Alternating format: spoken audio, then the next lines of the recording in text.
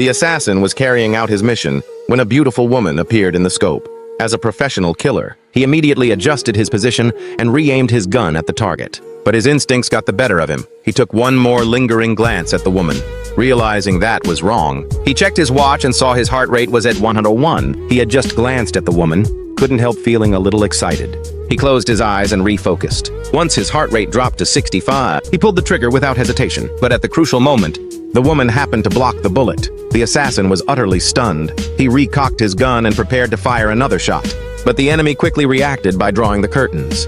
Realizing his chance had slipped away, he unloaded his weapon, quickly changed his clothes, and even picked up a spent bullet casing from the floor. With his helmet on, he retreated down the stairs.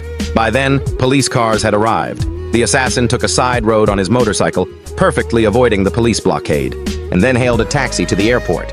Just when everything seemed to be going smoothly, a police dog fixated on him.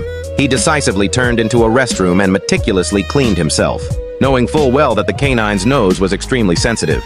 While he was preparing to board his flight, his employer called. The assassin knew that if the mission had failed, the need for secrecy meant that killers could end up silenced. So he ripped out his SIM card and smashed his phone.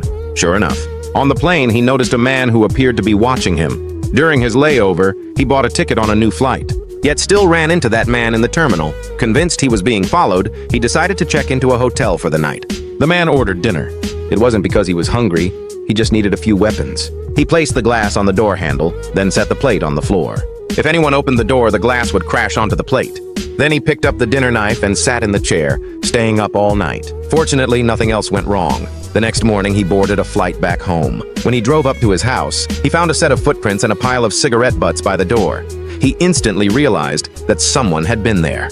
Gripping his gun, he scaled the fence and cautiously entered the house only to find no sign of his wife, just a shattered mirror stained with blood.